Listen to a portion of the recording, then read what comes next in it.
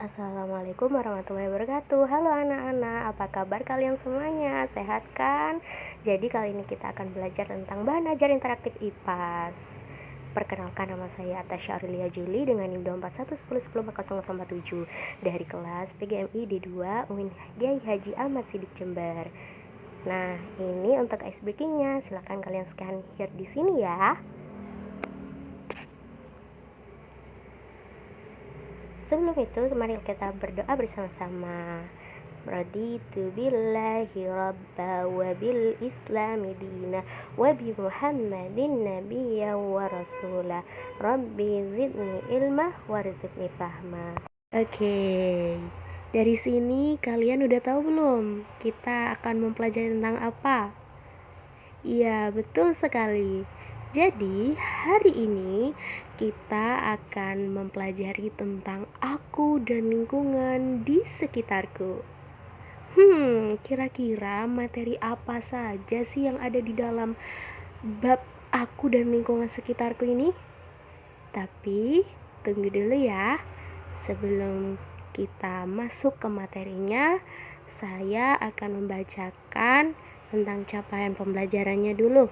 Jadi, capaian pembelajarannya di sini kalian akan diminta untuk mampu mengenali letak kabupaten, kota, dan provinsi tempat tinggalnya dengan menggunakan peta konvensional atau digital, serta nantinya mengklasifikasikan ragam bentang alam di lingkungan sekitar dan keterkaitannya dengan kehidupan masyarakat. Tujuan pembelajaran dari bab ini, bab lingkungan dan bab lingkungan di sekitarku ya. Yang pertama, peserta didik dapat mengetahui apa itu denah dan mengenal arah mata angin, utara, selatan, timur, barat, dan juga peserta didik dapat membaca dan membuat denah sederhana dari rumah atau lingkungan tempat tinggal. Dan peserta didik juga dapat mengenal serta membedakan kenampakan alam dan kenampakan buatan di lingkungan sekitar. Oke, sekarang waktunya saya tanya ke kalian semua. Apa itu denah? Ada yang tahu nggak? Saya kasih waktu 5 detik buat berpikir. Kira-kira pengertian dari denah itu apa ya? 1, 2, 3, 4, 5. Oke. Ya, betul sekali. Jadi, denah adalah gambar yang berisikan informasi nama dan letak suatu tempat seperti ruangan di dalam rumah atau lingkungan di sekitarmu. Serta denah dibuat seolah-olah pembacanya itu melihatnya dari atas agar letak tempatnya terlihat secara jelas. Jadi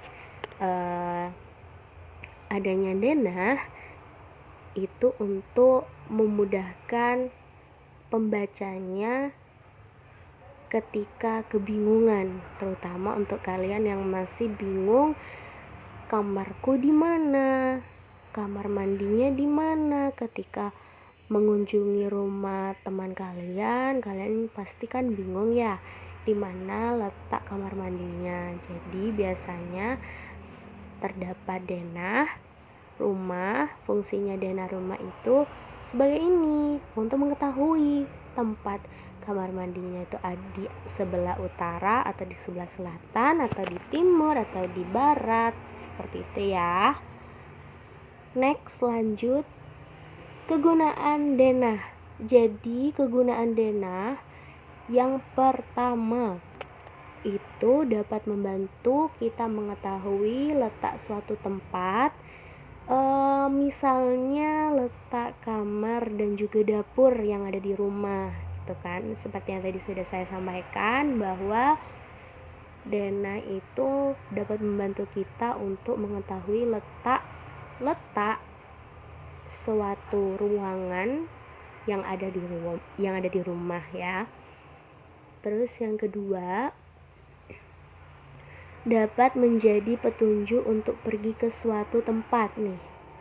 Seperti kegiatan mencari jejak pramuka. Waduh, buat kalian yang ikut pramuka, coba komen di bawah ya.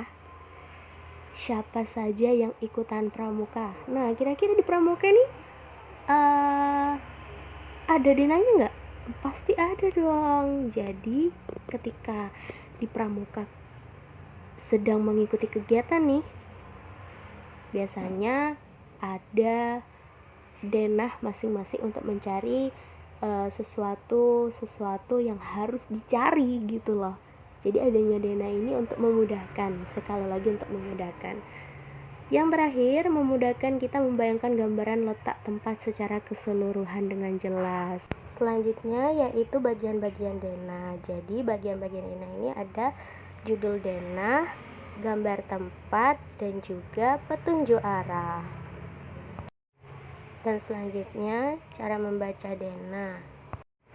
Baca judulnya. Jadi judulnya itu memberitahukan kita tentang keseluruhan isi denah tersebut, contohnya denah rumah Tasya. Lalu yang kedua, pahami arahnya. Dengan memahami petunjuk arah, tanda panah itu sangat penting untuk menentukan letak depan, belakang, kanan, dan juga kiri. Selanjutnya yaitu pahami petunjuk arah. Tanda anak panah yang menunjuk ke atas itu biasanya menandakan arah depan, sebaliknya jika ke bawah itu berarti belakang, dan arah kanan artinya letak sebelah kanan, dan arah kiri artinya sebelah kiri. Selanjutnya itu menentukan letak tempat. Tujuan utama denah itu adalah untuk memberitahu letak suatu tempat agar mudah dicari. Misalnya mencari ruang makan. Pertama, carilah letak tulisan ruang makan di dalam gambar denah. Setelah ketemu, amati sekitarnya. Jika ruang makan ada di atas ruang tamu, artinya ruang makan itu di belakang ruang tamu.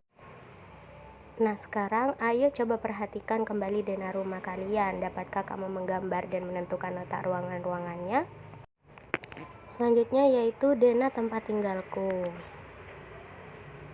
Mengenal arah mata angin. Jadi kalian harus tahu ya. Jadi arah mata angin merupakan pedoman atau panduan untuk menentukan arah. Pedoman tersebut berdasarkan pada arah datangnya angin. Dan arah mata angin itu ada dua, primer dan juga sekunder. Ini contoh yang primer dan ini contoh yang sekunder. Dan biasanya yang umum itu ada 8. Cara paling mudah menentukan arah mata angin adalah dengan melihat arah terbitnya matahari. Seperti tangan kiri menghadap ke selatan, matahari terbit dari timur. Membelakangi matahari berarti menghadap ke barat, tangan kanan menghadap ke utara. Persiapan sebelum membuat denah yaitu menentukan tempat. Yang kedua, menentukan arah mata anginnya. Yang ketiga, melakukan observasi. Dan keempat, mencatat nama dan letak tempat. Selanjutnya yaitu kenampakan alam dan buatan di daerahku. Jadi, apa sih itu kenampakan? Ada yang tahu tidak? Jadi, kenampakan itu merupakan tempat atau daerah di lingkungan sekitar, dan kenampakan itu digunakan sebagai acuan dalam menentukan tempat. Kenampakan itu dibagi menjadi 2, ada kenampakan alam dan kenampakan buatan. Kenampakan alam merupakan kenampakan yang terbentuk secara alami. Kenampakan alam itu terbentuk tanpa ada campur tangan manusia. Jadi kenampakan alam itu dibedakan menjadi kenampakan alam daratan dan perairan.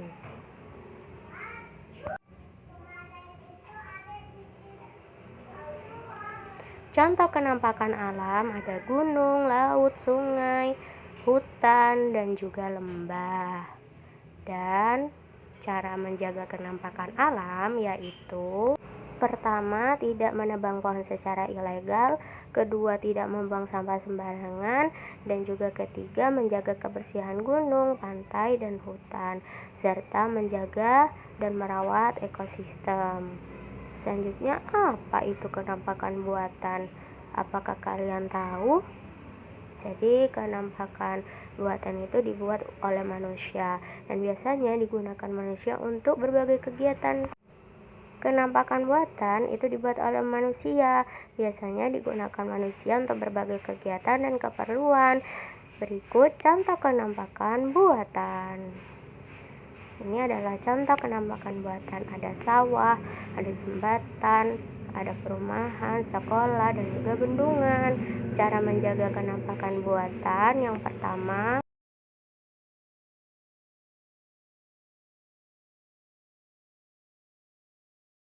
merawat bangunan dan fasilitas umum, tidak mencoret-coret tembok sekolah atau jembatan, dan membersihkan lingkungan sekitar, serta menggunakan jalan dengan hati-hati.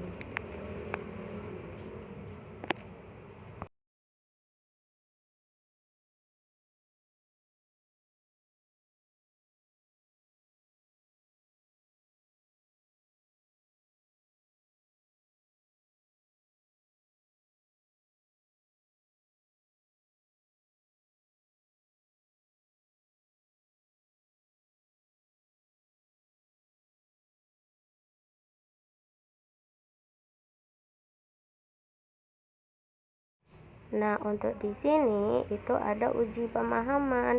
Untuk kalian silahkan kerjakan uji pemahaman yang ada di video ini.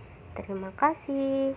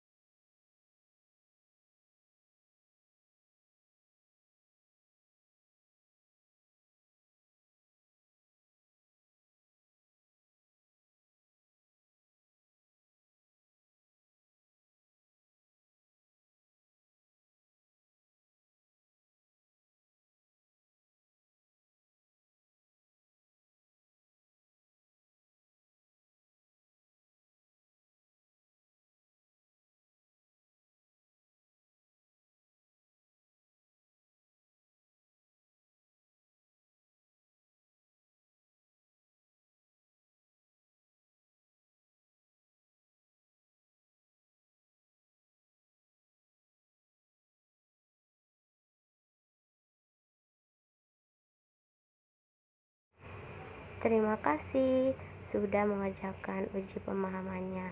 Baik, saya mohon maaf apabila ada kesalahpahaman dan kesalahkataan. Saya pamit undur diri. Wassalamualaikum warahmatullahi wabarakatuh. Terima kasih semuanya. Sampai jumpa di video selanjutnya.